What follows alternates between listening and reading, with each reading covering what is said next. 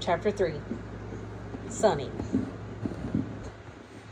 "What are you doing?" I asked Corvin, who was practically power walking back to the chapel. "Heading back to the house," he turned quickly, as if to cut the conversation short. "He's going home to shower after gym," Felix laughed, poking fun at his twin's habits. "Wait, is it getting bad? You told me you'll tell me if it did." I stepped up to him, trying to show more concern than assertiveness in my tone. "Is it happening again?" I put my hand to his chest to stop him from walking off. "No, I just don't like to be caught in places where I would be vulnerable if it did." He gritted out through his teeth, pushing me off. I didn't fight it. He didn't like feeling out of control. We were alike in that way, but the difference was that while I demanded control, Corvin became a prisoner to it. Out here, we had none. We were all at the mercy of other men. Arlen, Frollo. "Well, regardless, that's not sustainable. You can't be walking a mile from campus every time you feel funny," Felix chimed in behind his brother. "We won't be here that long," I corrected him. "You're so sure we're going to find what he's looking for here?" Corvin crossed his arms over his chest while I opened the door to the chapel. "Claude Frollo is a bad liar. He's hiding something, most likely up in that bell tower," I told him what had been running through my mind the last couple of days. "You think there's really something up there we can use?" He tilted his chin toward the ceiling. "How do we get up there?" I hadn't figured that out yet. You didn't see his face when we told him he couldn't clear the place out first.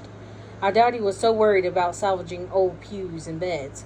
"Whatever Arlen is searching for, I think we start by looking there," I said decisively. "If that's the case, I'll climb up that wall tomorrow," Corvin volunteered.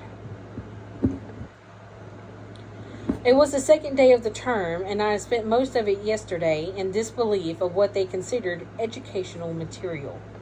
"Where are you going?" I asked Felix, who was already changed into green gym shorts, knee-high socks, and a jersey. "Soccer tryouts," he said, without giving it much energy. "What the fuck? What part of 'we won't be here long' are you not getting?" I fisted his jersey, yanking him closer, but he just pushed me away like he wasn't scared of me. He wasn't. And he was one of the 3 people alive who could say that. When you grew up with someone, you learned all of their flaws and their fears. You knew exactly what their weaknesses were, and you knew how to bring them down. That's why we were raised together.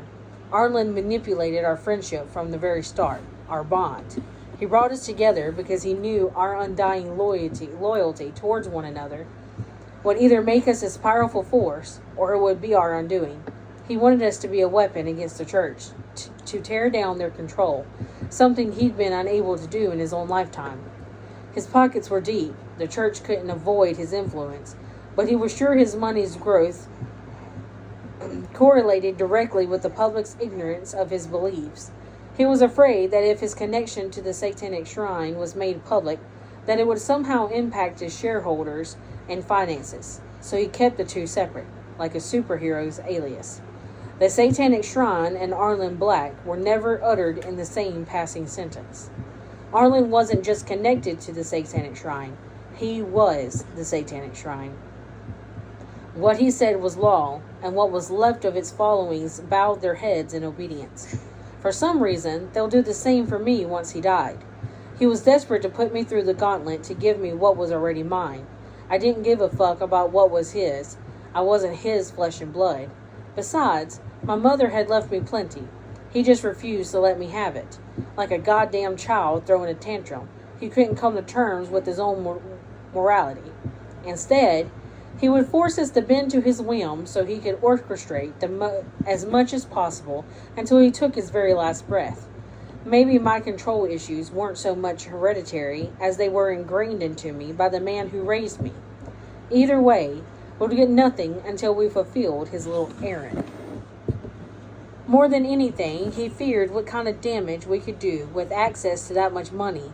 As for his share, I sometimes wondered if he'll see it buried with him before he let us disturb the balance and distribute it to the world. Money was for power, for control. If everyone had it, then nobody held the power. I couldn't disagree with the sentiment, but he didn't understand that control had already been lost. All the richest families pledged their money to the church, and, once the Pope died, Frollo was elected Archbishop in his place. Frollo promised the fat cats their cushy lives would stay cushy, and that was all they needed to keep him in power. The cycle of poverty that crushed the majority became the infallible system that couldn't be broken. This shit's dull as hell. Let me have fun, Sonny. You won't like it if I get bored. He curled his lip into a smirk before flipping me off and jogging towards the kitchen. Felix Esquira was the kind of person who would go mad if he didn't have something to obsess over, something to focus all his energy into. Too bad he didn't take an interest in getting the rest of his damn chapel set up. The rest of the furniture had come today, and Corvin had already done the majority of the setup.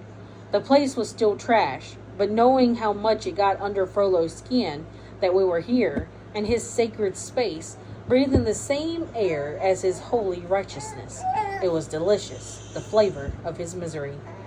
Weak men were like that. Their failures became a tangible thing you could roll into the palm of your hand and use like ammunition against them.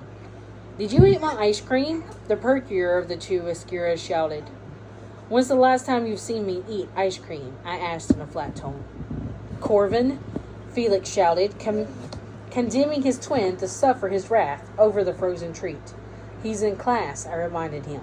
He slammed the freezer shut, huffing and puffing, and mumbling something about that being the second pint he didn't get to finish since we moved in. A flash caught my eye out of my peripheral, and I looked over just in time to see someone snapping photos on their phone through one of the stained glass windows. Desperate. They all were. They were scared of us because of the whole satanic shrine thing, but they were enraptured by our presence, by human nature that desired our attention.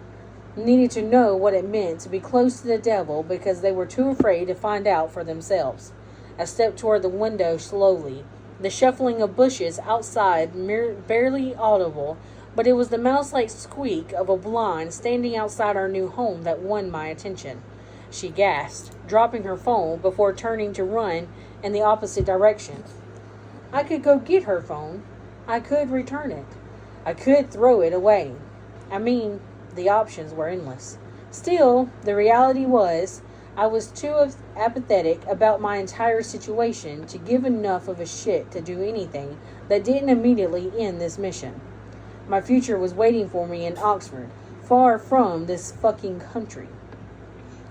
Arlen Black threw a huge wrench in my plans, my entire life, all because he was decomposing before our very eyes, and the idea of a black not orchestrating the future of the empire was blasphemy. That's how it worked. The blacks were in charge of every major event that went down in history for at least the last 1,000 years. They were the ones in charge of sitting in power nearly every person at the top of the chain. Syndicates, government officials, celebrities, they were the puppeteers in everything. After all, if you had enough money, you could buy anything you wanted. For Arlen Black to be reaching 100 years old and not have a single offspring to carry out his wishes exactly as he planned must have been a frightening thought. It wasn't his fault when the election was rigged, and the American people went crazy over the buffoon all those years ago. Some say he set off a chain reaction that led to the fall of democracy, while others say he was just a reflection of the worst parts of ourselves. Either way, according to the plans, he wasn't meant to come to power, but after he did, everything went to shit. That was before my time. Then the virus hit, and my brothers and I were born. Well, they were brothers. They would never hear it come out of my mouth, but they were the only people on this damned earth I loved. So yeah, I called them my brothers too. They were all I had. I had never gotten close to anyone else, and I never had the desire to. Understanding others wasn't something I was good at. It wasn't something I wanted to be good at. People weren't for me. They were entirely too manipulatable.